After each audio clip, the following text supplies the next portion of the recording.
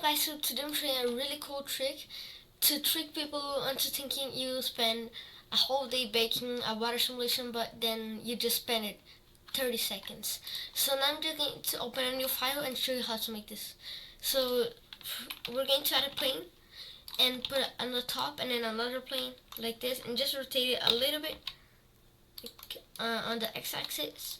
And then for this one, what we're going to do is just scale it down a little bit, apply the scale with Ctrl A and then go on particles. So we're going to add a new particle system, keep it at emitter. So put the lifetime up to 120 and then this 122, not 22, just this one too. So then I'm going to put at 120, and for this object we're going to add a collision. So what we're going to see here, it's the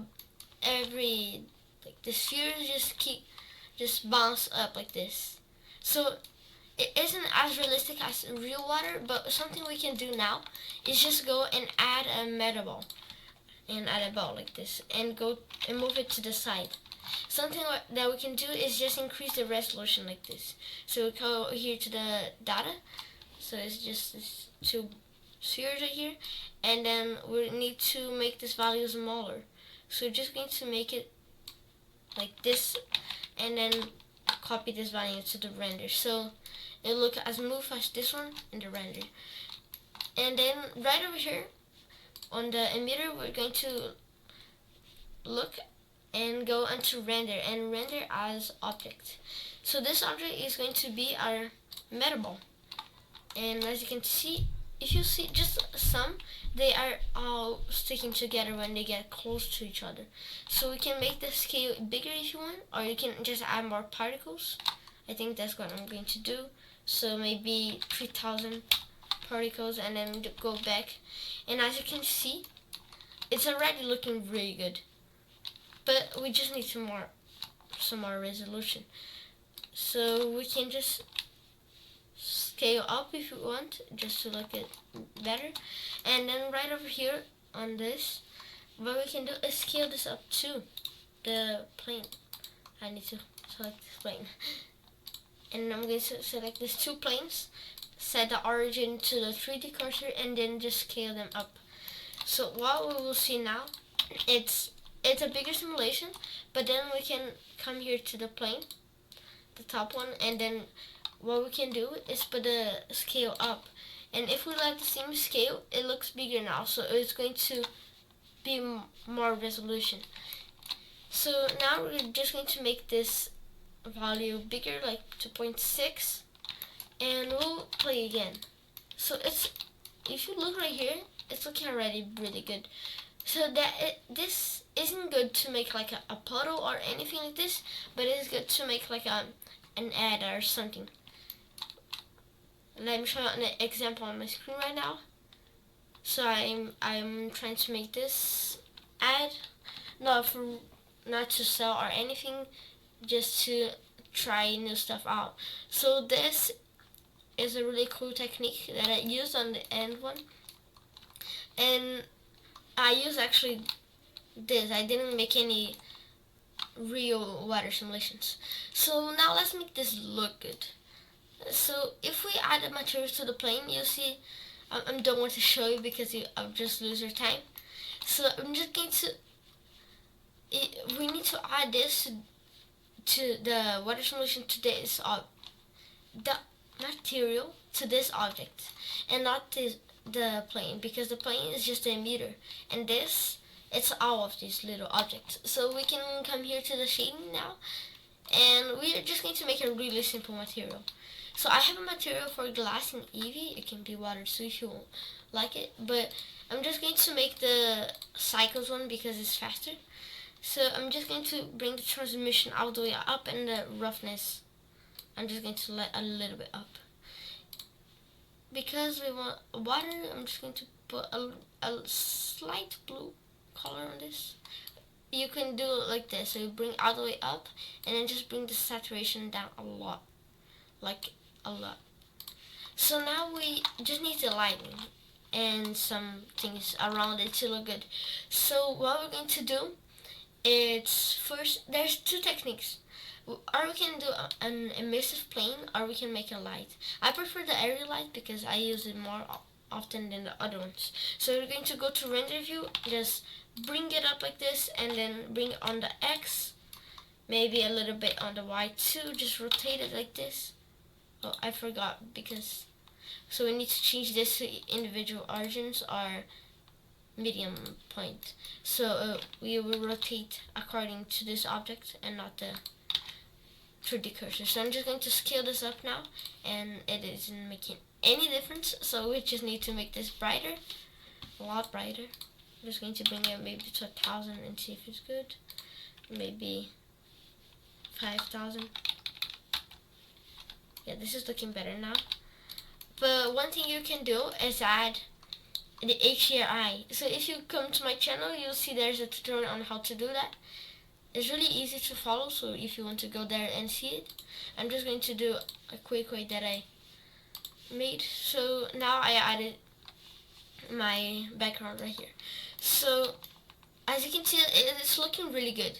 It looks like droplets of water, and that's a good sign because that's what we want. So I'm just going to look at the side right here. If you want, you can change this color to a better one. So I'm just going to create a new material, bring it almost all the way to black, and just put the roughness up. So I like to do this for backgrounds. It's really easy and fast, and it almost always looks good. So I'm just going to rotate this plane right over here, and then bring X back. Like just scale this up, and I'll do the same thing that I done for the other two, the plane. So I'm just going to add this material. So that's the black material, and what we can do, so we can focus more on this object on the final view, is just bring the strength down. So like maybe 2.7. I think that's already better. So now this is lagging a lot, so I'm just going to look at EV view and then just put this so we can see the actual world and the actual light. So I'm just going to find a cool position and then press Ctrl Alt number pad 0. If you had a camera, it will work. I'm just going to add a camera. So just press G and middle mouse click and just bring it back. That's a really cool shortcut that you will use a lot when you learn it. So I'm just going to make this so it does not appear the background in the camera.